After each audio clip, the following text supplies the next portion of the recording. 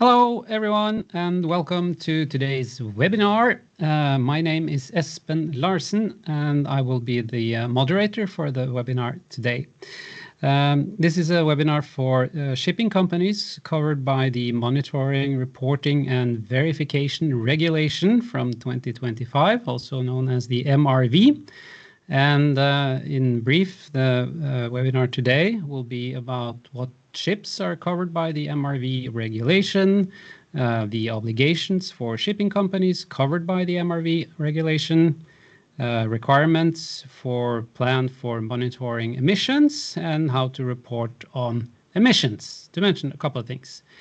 Today's presenters are some of my colleagues from the Norwegian Environment Agency. We will hear from Huisen Lee and Hedda Mortensen Standal, who will do the presentation. And we will have a couple of more colleagues joining for the Q&A session afterwards. That would be Anneli Sørland Torper and Tor Jostein Dahlstrøm. And a few practical things before we start the presentation. The presentation should go on for about 25 minutes, and you're welcome to use the Q&A function for questions.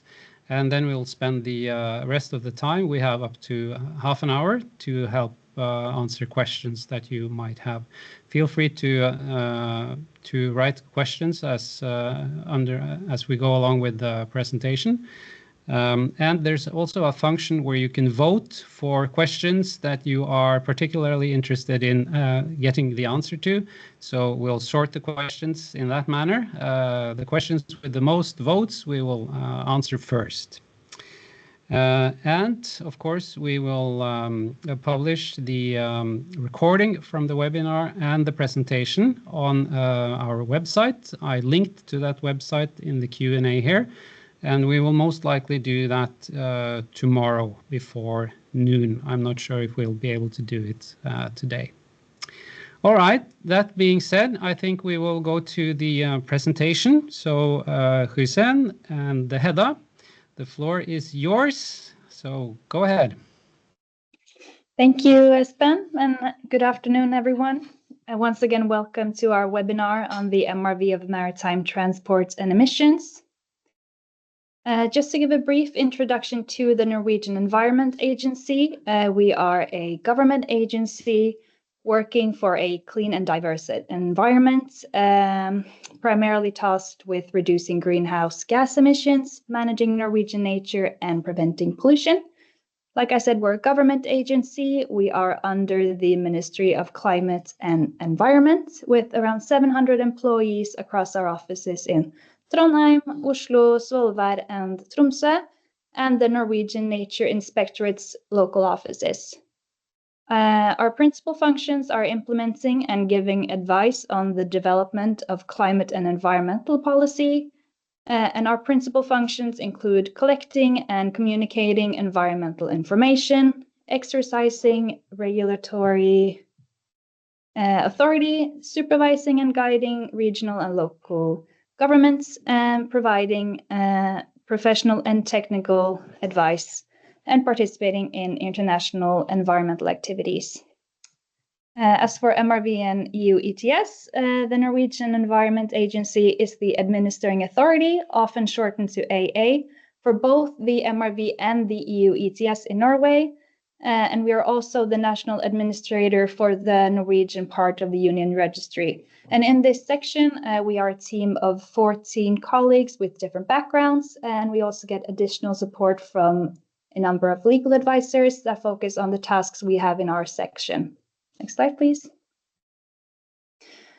So what is MRV?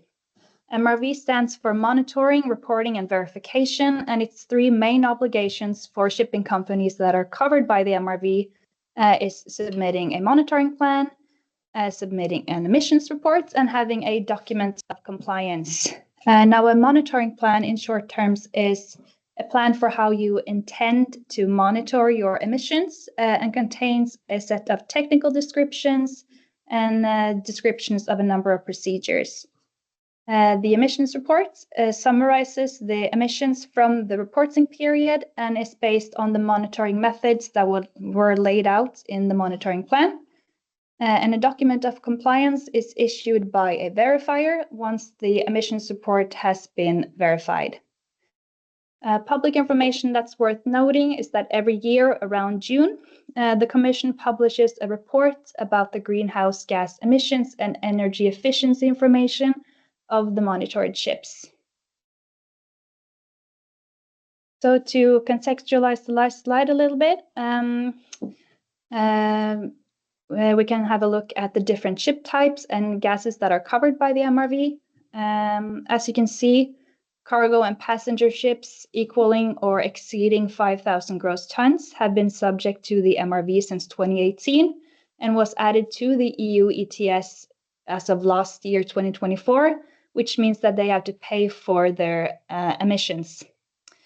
Offshore ships and general cargo ships, as you are probably aware, spanning 400 to 5,000, as well as offshore ships above 5,000 gross tons, are part of the MRV as of 1st of January this year. Moreover, offshore ships exceeding 5,000 gross tons will be subject to the EU ETS starting in 2027. While for offshore ships and general cargo ships spanning 400 to 5,000 gross tons, their inclusion in the EU ETS will be considered in 2026. As for the greenhouse gases that are included, carbon dioxide, methane gas, and nitrous oxide are all part of the MRV as of 2024, and carbon dioxide is also part of the EU ETS. While methane and nitrous oxide will be part of the EU ETS as well, starting in 2026. Some important definitions to keep in mind before we delve deeper are the different definitions of ship types, for instance. We have received some questions regarding the definition of general cargo ships, for instance, which you can find in this implementing regulation. We've also received questions on whether, for instance, live fish carriers are considered general cargo ships. Short answer to this is no, they are not considered general cargo ships and are not subject to the MRV regulation so long as they do not exceed 5,000 gross tons. For offshore ships, a delegated act about the definition of offshore ships was adopted late last year and contains 31 ship types. However, we do understand that there's been some confusion in regards to, for instance, platforms or rigs and other ship types in offshore. Therefore, if you have any concrete questions or examples, feel free to contact us regarding this. We will get back to where and how to get in touch with us later on in this presentation. Port of call is another important definition.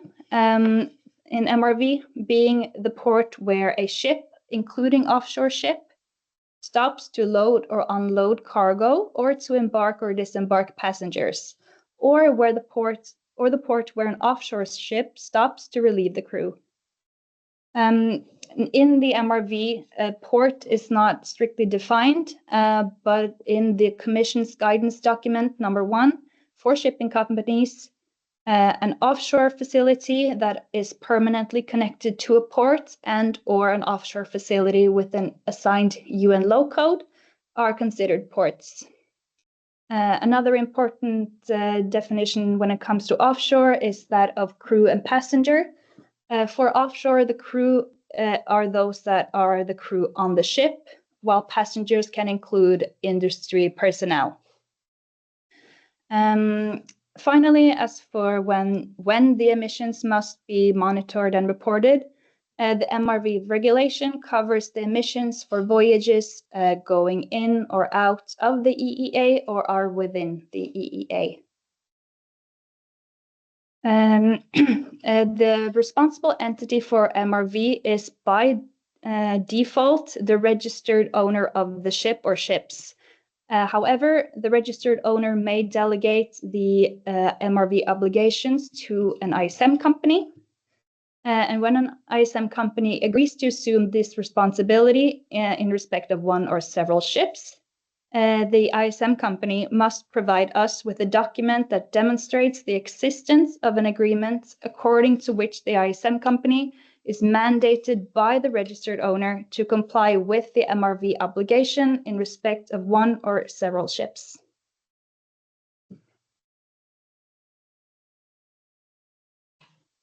Thank you, Hedda. And as Hedda said, there are three main obligations within the MRV, and the first one is monitoring plans. There are three steps that are wise for the shipping company to know. The first one is the monitoring plan for each ship. So the shipping company needs to draft a monitoring plan for each ship under its responsibility. And you can find the template for the monitoring plan in this implementing regulation. And the second step is that when all the monitoring plans are drafted, they need to be assessed by a verifier, which is a third-party independent verifier.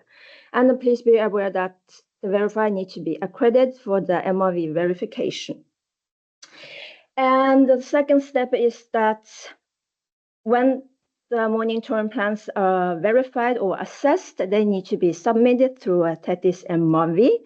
And the TETIS MRV is a common European IT platform for submitting monitoring plans and the emission reports. In contrast to EU ETS ships, there is no list that shows which shipping companies belong to which member states. So in order to figure that out, you need to create an account in TETIS MRV and ask TETIS to be attributed to a member state in the system. And there's no fixed date for submission of monitoring plans. The deadline for submitting a monitoring plan is within 3 months after each ship's first port call within an EEA country.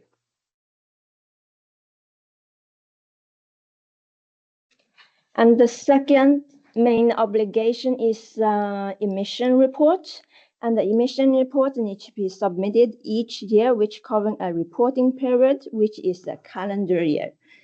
And it's not necessary to submit emission report at a company level, since the report only covers for the ship that are subject to the MRV. Unlike the EU ETS ships, you need to submit a company report. When you are done with the drafting the emission report, the same principle applies. So you need to get the emission report be verified by the verifier, and they must be submitted to TETIS MRV. And there's a fixed date for submission of emission report, which is end of March each year.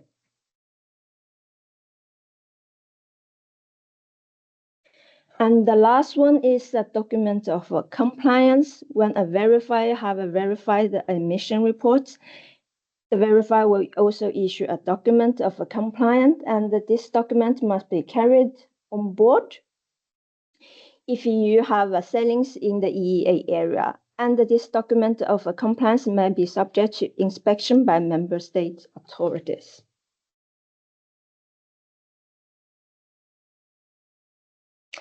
So quite often when a ship changes hands, there are reporting obligations for both the old and the new companies to ensure that the information report and the monitoring plans are provided to AA. So in order to break it down for clarity, and for the older company, they must inform the authority about the change, and they need to submit a partial emission report for the time the ship was under its control, and it must be done within 3 months after the change of the company. And please remember that a ship can only belong to one company at a time, so it's quite useful if the older company submit the partial emission report before removing the ship from its account in TETIS MRV. And in terms of a new shipping company, the company also needs to inform the AA about the change of the company, and the monitoring plan of the ship needs to be updated in order to reflect the new ownership or the change of the company.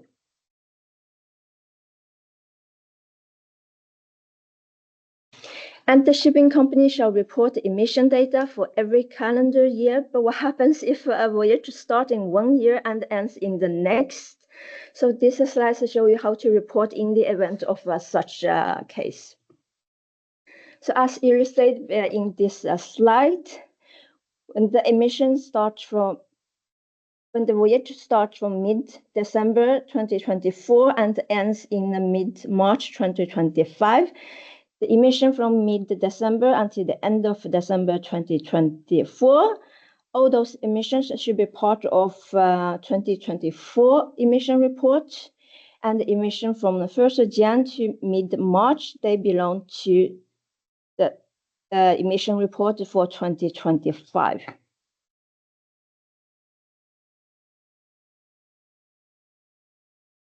Normally, a ship must monitor and report a certain amount of parameters for each voyage individually. But if two conditions are met, the ship does not need to report on a per voyage basis. And the two conditions are if all the voyages for the ship are within the EEA area and the ship has more than 300 voyages within a reporting period. So what does it mean in practice? It means that instead of reporting per voyage, the shipping company can submit aggregated data by using other available documents, such as bunkering delivery notes. But in the monitoring plan, they also need to document how they calculate and reporting this aggregate data.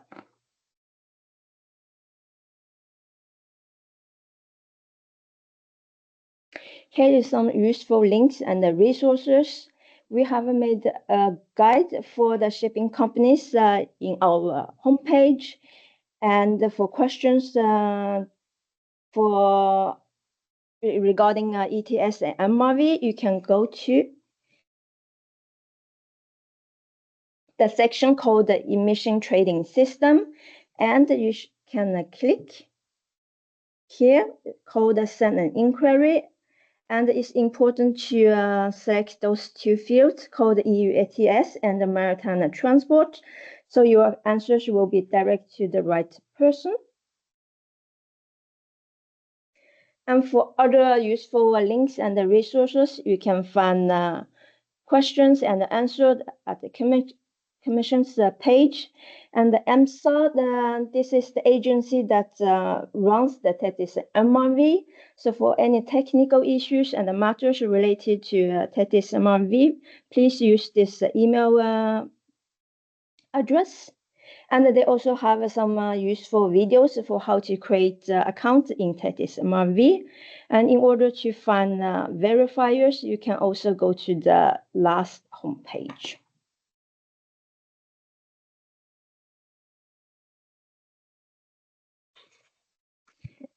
This is our presentation, and thank you for your attention. Any questions?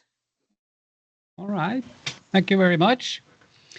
Yeah, that's a lot of information, and there are more than 80 people following this, so I would assume that there are some questions.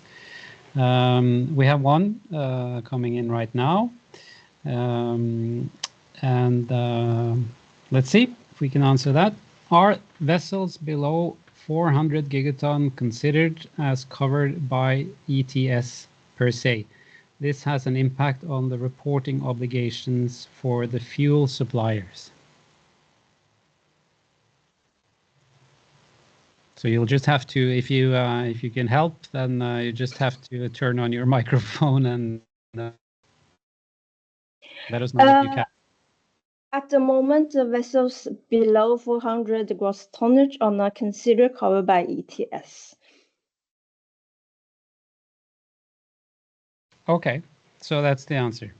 So there's below 400 gigaton, not covered by the ETS. Okay, all right. So we will archive that question, and I'll go to the next one. How is the reporting situation when we rent out an offshore vessel?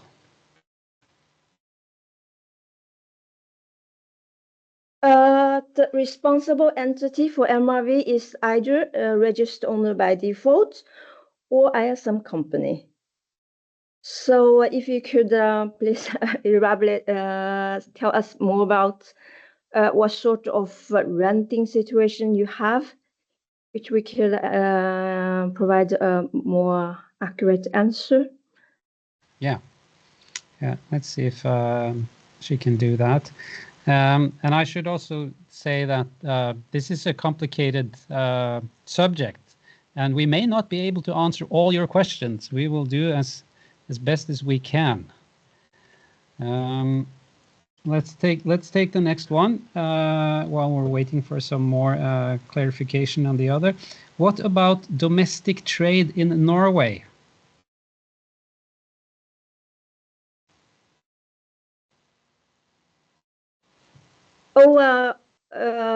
Domestic trade is also covered since Norway is part of EEA. Should you have a ship above 400 and it's either general cargo or offshore ship, or any ship transporting cargo or passenger above 5,000 is included in either MRV or ETS. Okay, good. Let's see. All right, some more questions are coming in. That's good. Please use the voting feature, so we can sort it that way. But I'll do this one. How is the offshore ship type defined? What's an offshore ship? Offshore ship is defined in the Delegated Act, as Hedda said, and it has more than 30 ship types. Okay, good. So you, yeah, maybe you can take down the presentation. So we'll see our faces better. So, and I will archive this one and move to the next. Good. Does the MRV cover sea trial as voyage during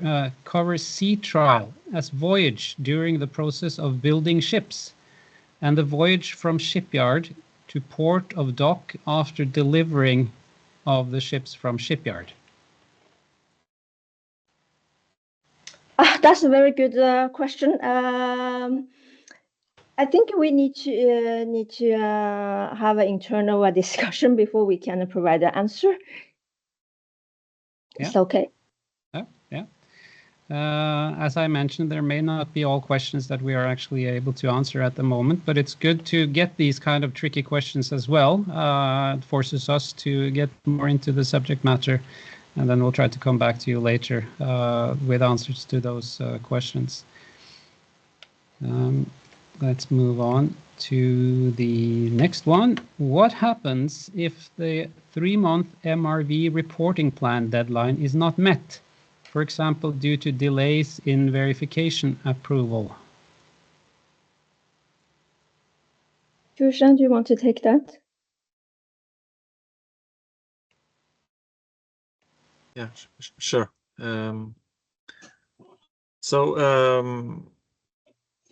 There's nothing automatically happening after if you break that deadline, but we will probably need to enforce late reports with our own measures, and that depends on the situation. So we'll start probably by contacting you in this case, and issuing a warning letter with probably we might issue a warning letter with a warning of a coercive fine for this case. So, but if you have a problem with submitting the monitoring plan in time, it's good to reach out, make contact with us, and inform us about the situation, and maybe we can. That's easier for us to handle that situation in that way. Yeah. Okay. Okay, we got some more information on the early question here, where we asked for some more info. And she says, what I mean is that we do not directly have control over our vessel. The customer does. How will the emission report play out when we don't directly control our emissions?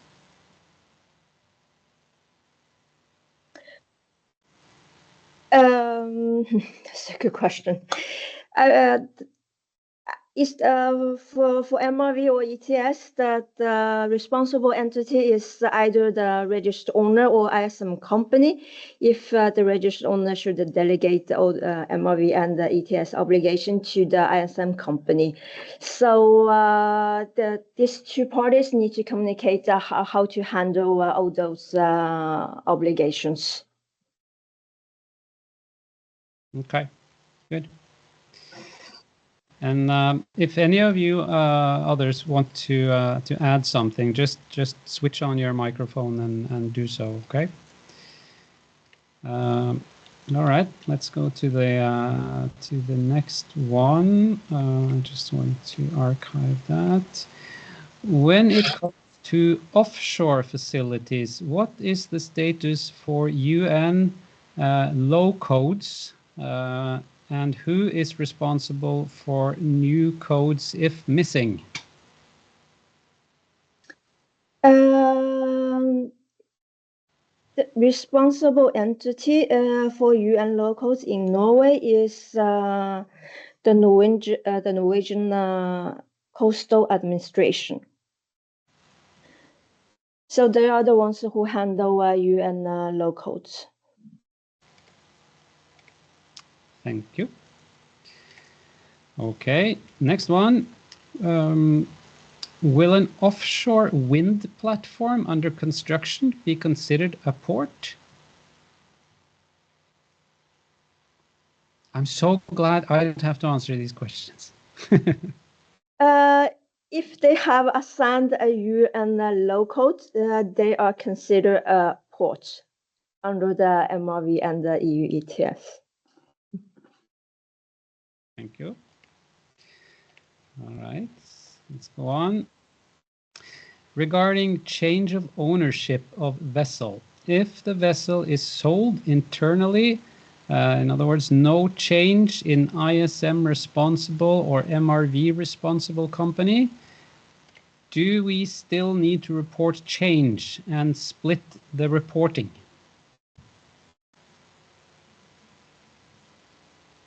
The responsible entity is registered owner, if I understand the question correctly.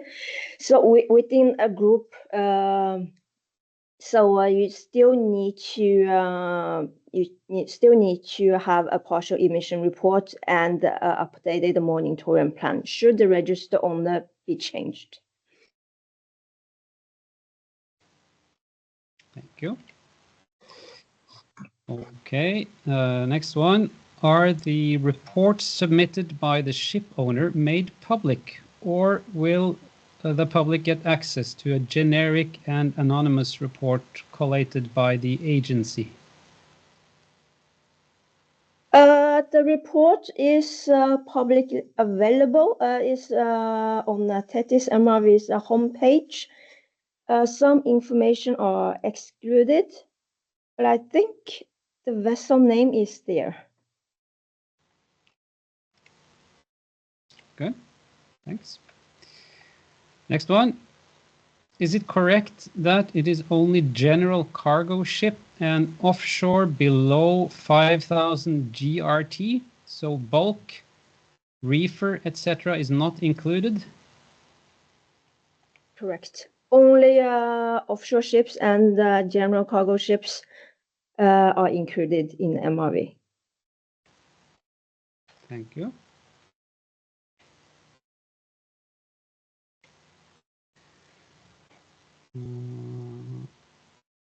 Yeah, let's do this one. For general cargo vessels above 400 gigaton in domestic trade, should the emission report be port and voyage specific, or would an aggregated report suffice?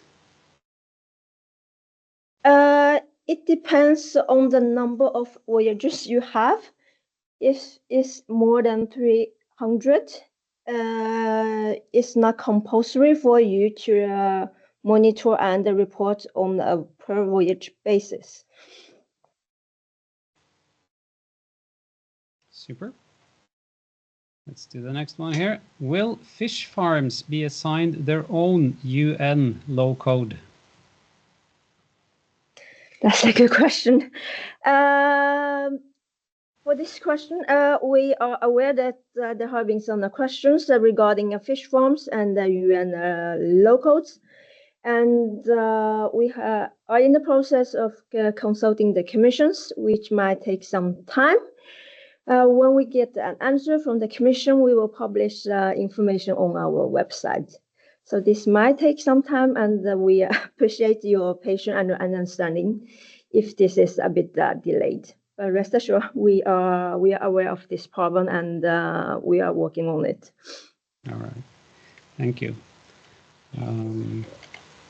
Okay, there are at the moment I don't see any more questions. That gives you a chance if there is anything that you would like to elaborate on that you covered in the presentation, or if there's anything else you'd like to mention now that we have some time. Anything that comes to mind? Espen, I think we have a hand up. We do have a hand up. I would in general prefer to do the questions in writing if that's possible. And then we can see at the very end if we will allow some microphones here. But first I would like to encourage the person with a hand up to type it in, and we'll take it from there. Okay.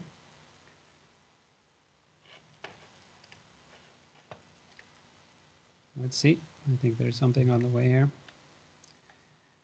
It was mentioned that a port call is loading or unloading of cargo or passengers. Will a port call without any cargo operations still be considered? The answer is it depends. So we need to know what sort of operation this is in order to provide an answer. So if you can give us more background information, it will be appreciated. Okay, good.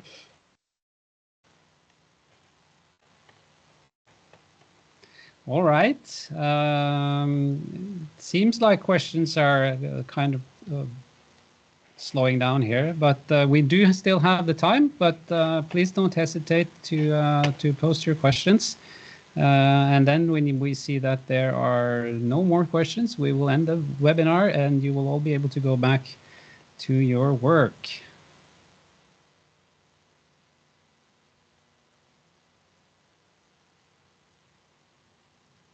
How do people get in touch with you guys if they have additional questions afterwards?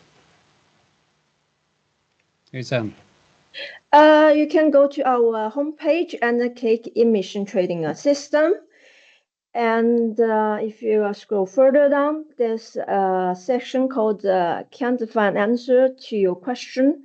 And you type your answer and click the button called Send an Inquiry, and select EU ETS and the maritime transport. And the questions will go directly to us. Okay, good. Okay, so we have the elaboration here on regarding the port calls. For example, waiting on weather or laying idle between contracts.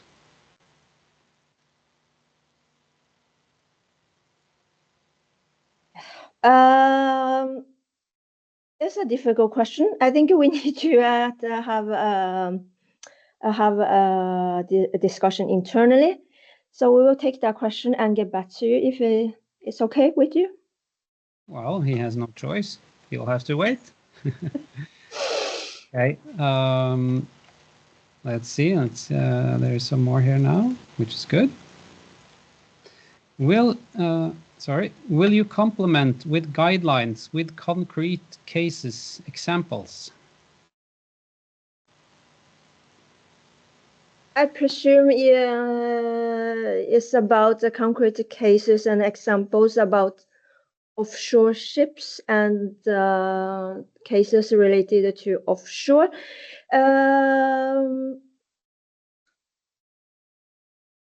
Yes, we can, but it will be great if you can send us the cases are concerned, so we can take a look at them before we publish those cases or examples and question and answers on our website.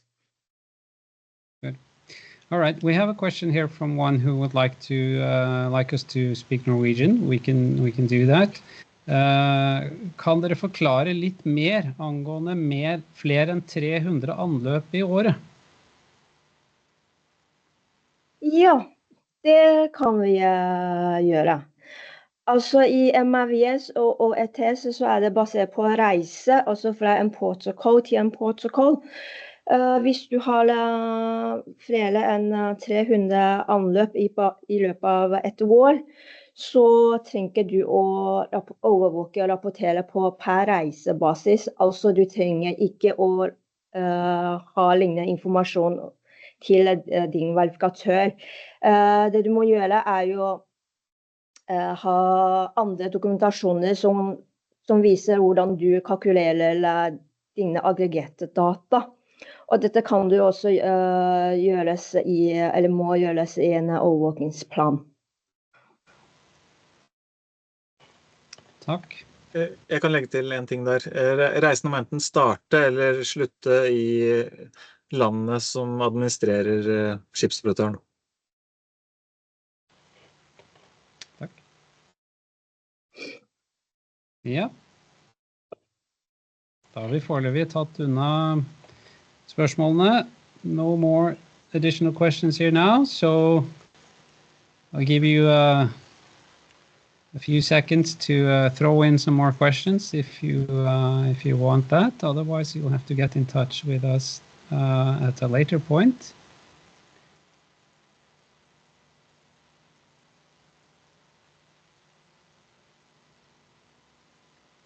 All right.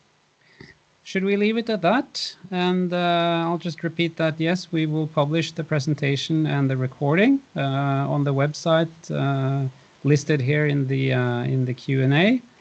We'll probably do that tomorrow. And while I said that, there's one more question coming in, so I'll take a look at that. All right. One says, thank you for a nice presentation and information. So thank you. Appreciate that. And then there's a question. Says, will SafeNet be adequate as reporting if you don't have more than 300 anløp? You do have more than 300. If you have more than 300?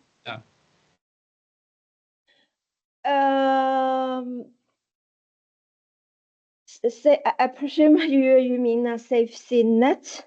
SafeNet is not part of the IT system that are used for MRV and ETS.